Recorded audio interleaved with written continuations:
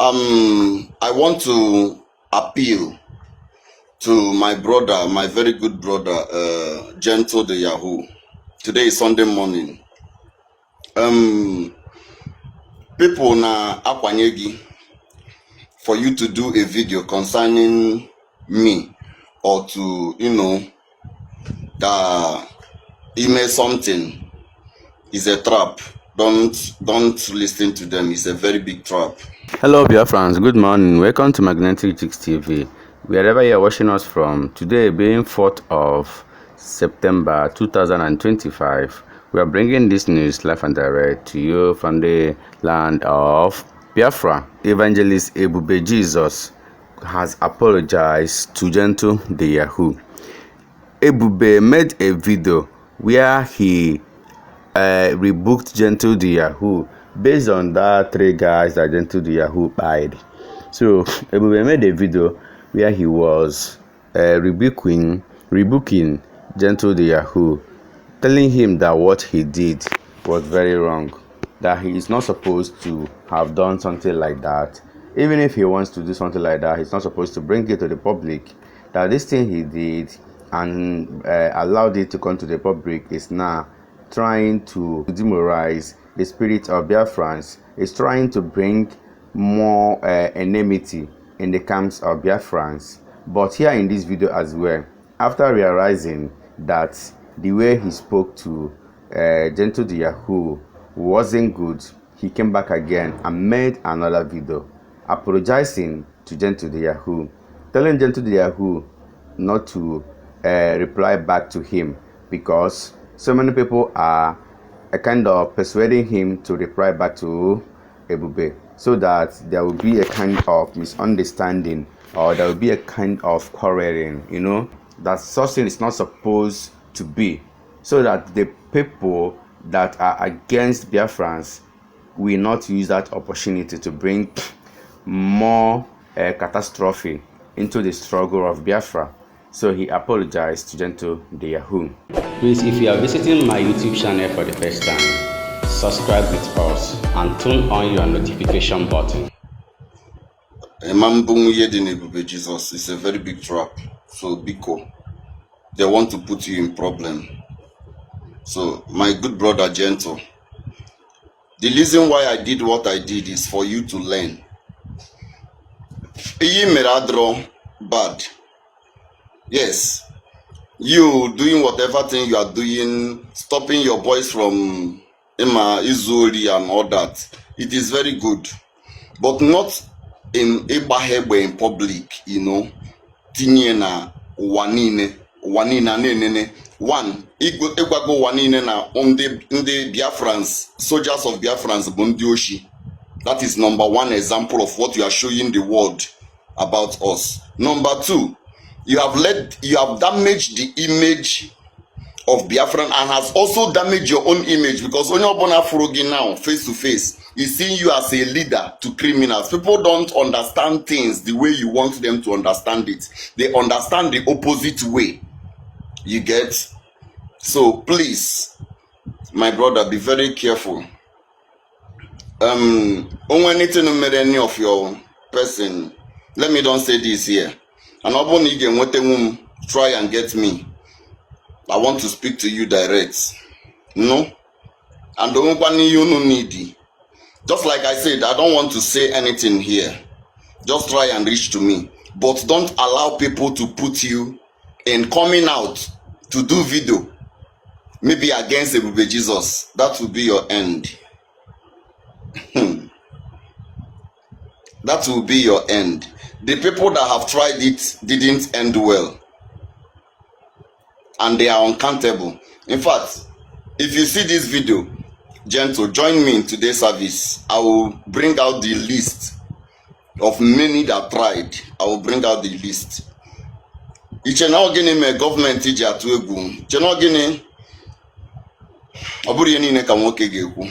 but please, Gentle, don't allow them to fool you. And don't allow this trap now.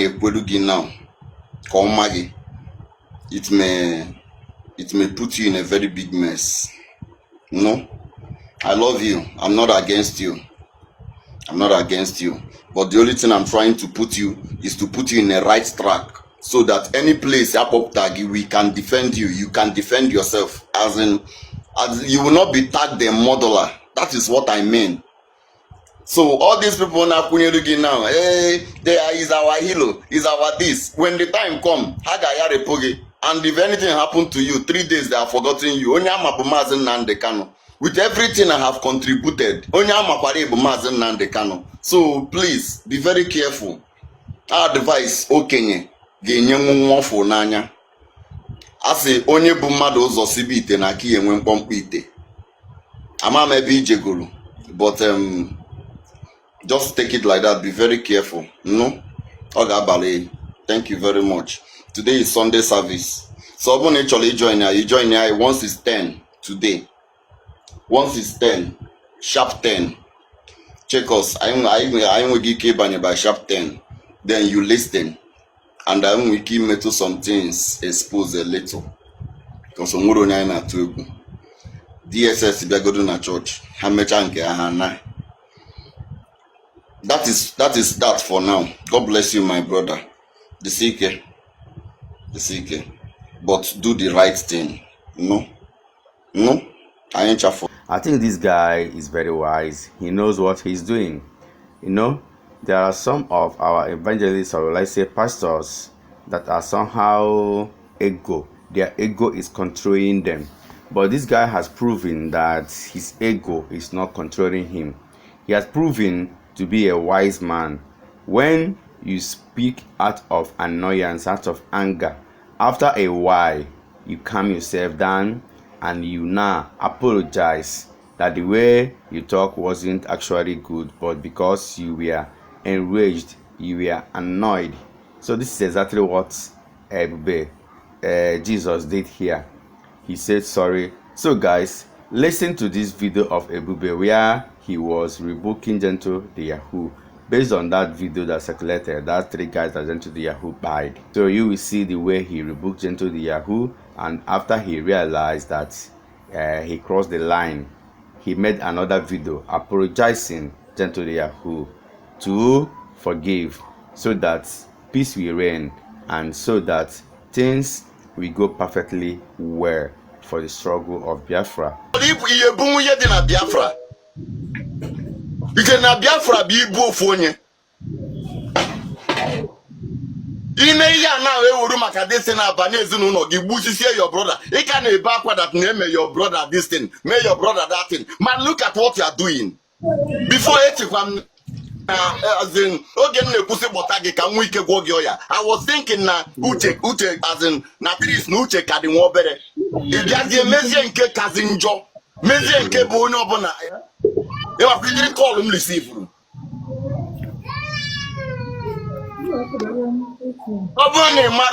The governors for these things are no email. Governors saw it. Many big men saw it. Many Igwe saw it. And they were calling me Ebube Jesus if na support. I'm not supporting evil, sir. Obrotua, none of those are easy because of the kind of money I spend already. But I can enjoy it and hands off. It is the you mazi Biafra or you mazi. Nyenki pulo se na tu egwu, onye ka na tu egwu. Stop it oh. And this should be the first and last. Anytime open ebia gba mmadụ egbe video again. Tinye na social media. Jem tata ki geji amaru ma ike adị kon ike adịrọ a ga-ejide gị. Take it today's date. Any door ọbụla ịnwakọtara anwa pụta na social media mgba mmadụ egbe video enweta your voice. Ịma ngafe 1 month aka kparụ gị. And the way you could know what come tinakam, Mobushi Mama Bania. Did he ever runu? I'm a Nande party and this Ndena support here now. I gave you easy, but I don't care anymore. I have very you mazi. I think this thing is something we need to handle maturely.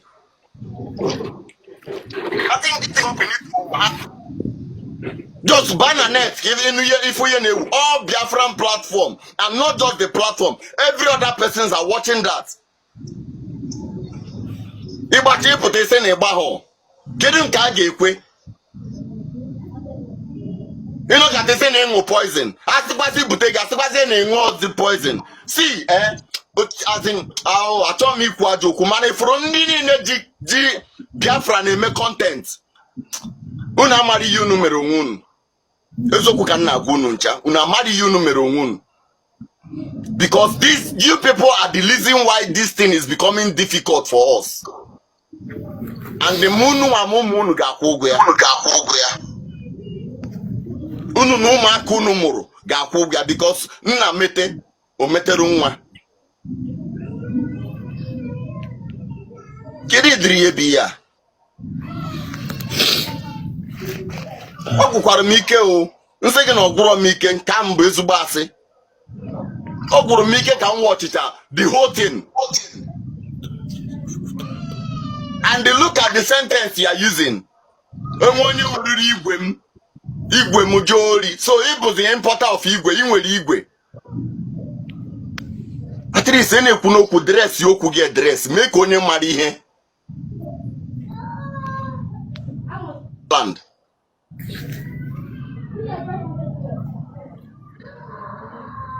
Because I better remember for any other thing. I just come here to let you know that this thing that you are doing. If you continue with it, Ebube Jesus will answer.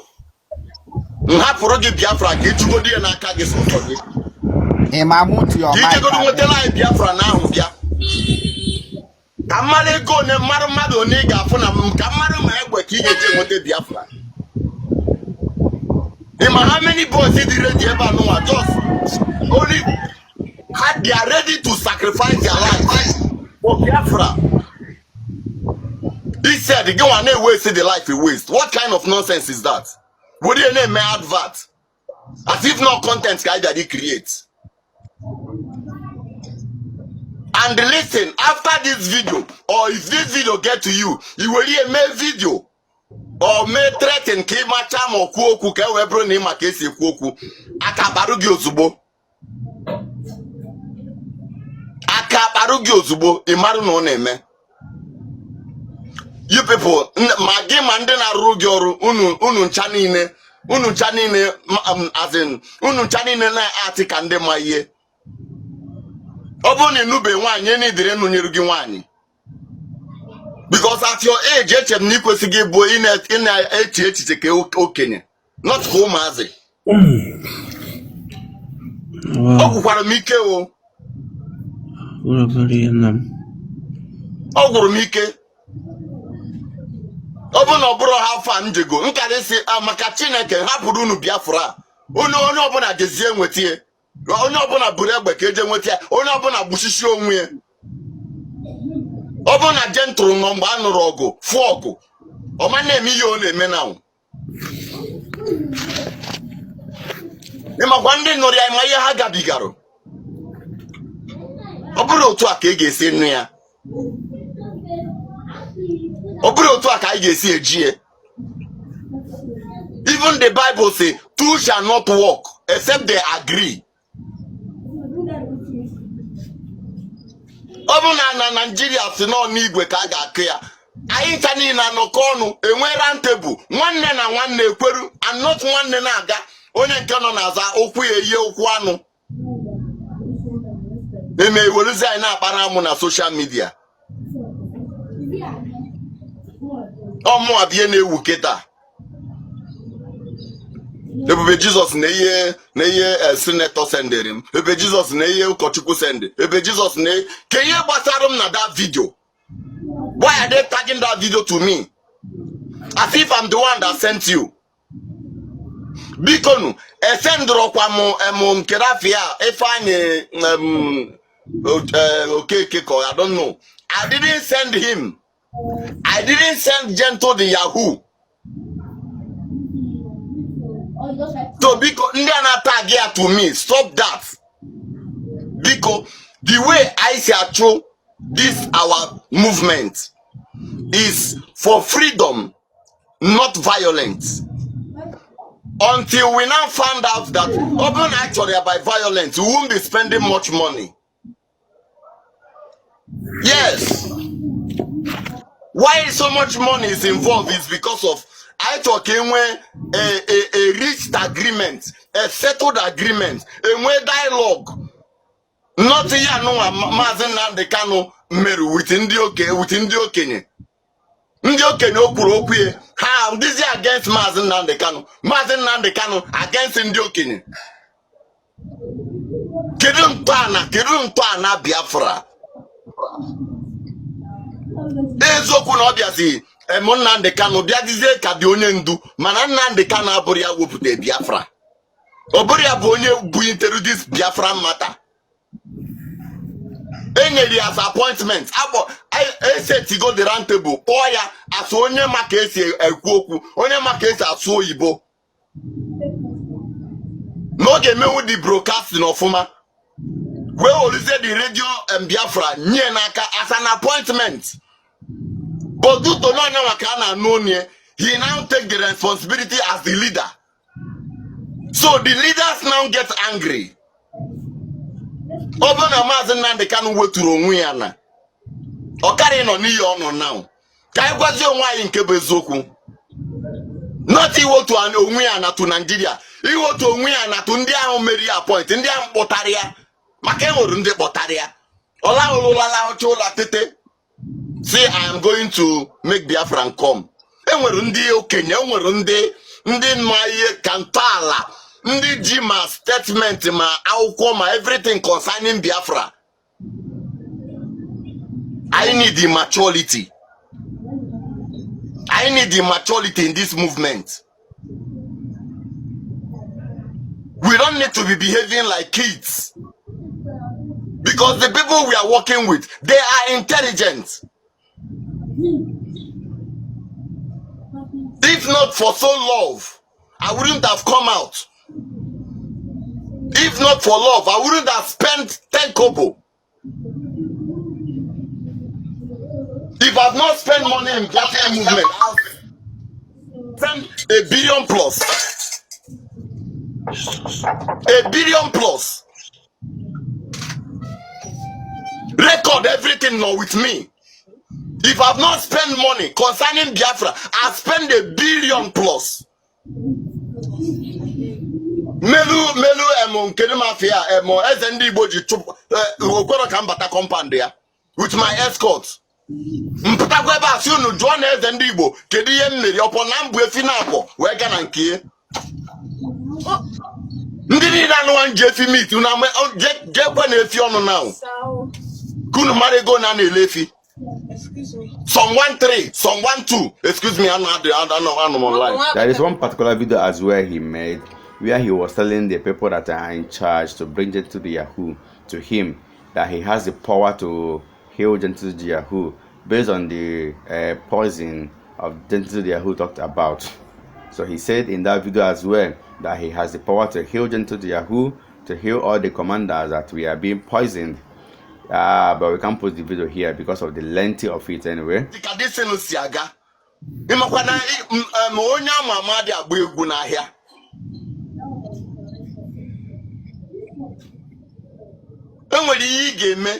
You make another person in a fight for your own freedom.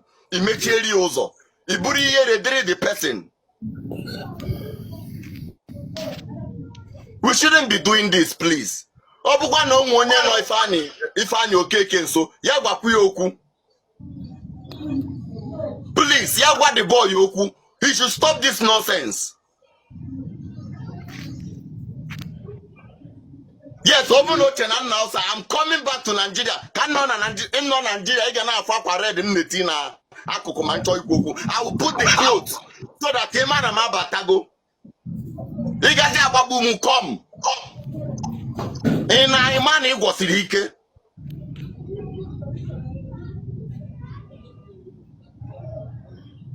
Please, my brothers, I'm very sorry, but Ebube Jesus anabataria me babruha as long as they do such nonsense in a social media.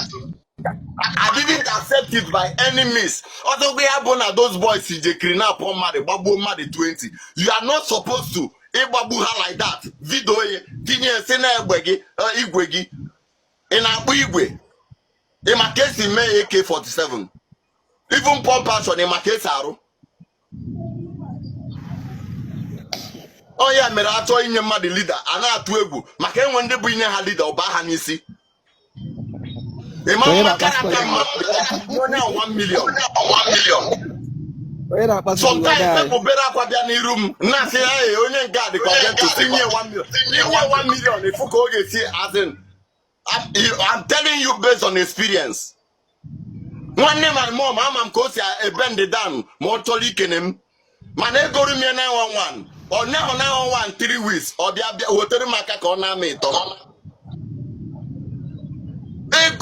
Power name muddy or misbehave.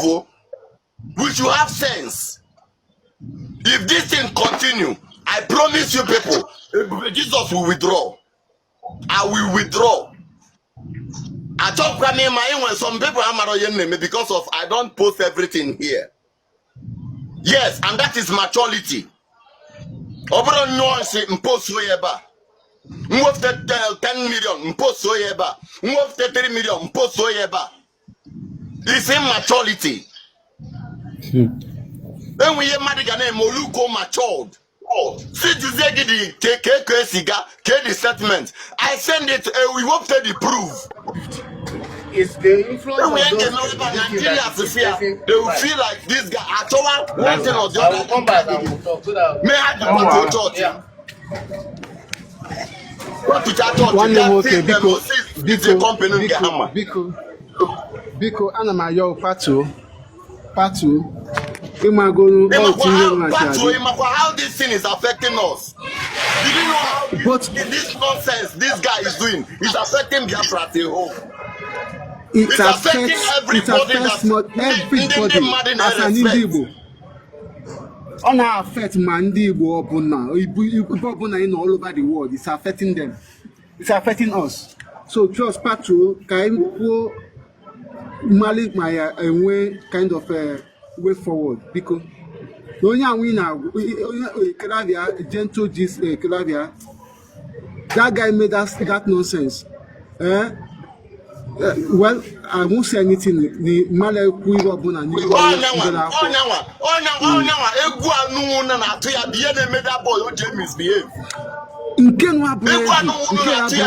Misbehave. And the man okay because I'm a pastor. But stop it. Only I'm wherever Madine Toru, I think only Toru go ye Jimoke. Upon a malo, you go ye Jimoke. It was again not one. Upon a notary Tarigawani or a Omazam Bromo to Tati Magade forever. No. Only I'm not even saying this because I'm a pastor. But maturity, think about it. Mentally, maturity and otherwise, civilization and everything. All the off. It is off. It is off. Mana yala continue. No, why you kaga suba. Education and sensitization. BYJJ. In order. Sensitization. I make a web program. Agana amugoshi. Ana kuzilindo madiba neje. No bulo even no aka. Okay, check any Ariwa Kerevana Bola Oduduwa. This thing. If we're going to gentle raga kuziri, gentle bianwara. Just imagine.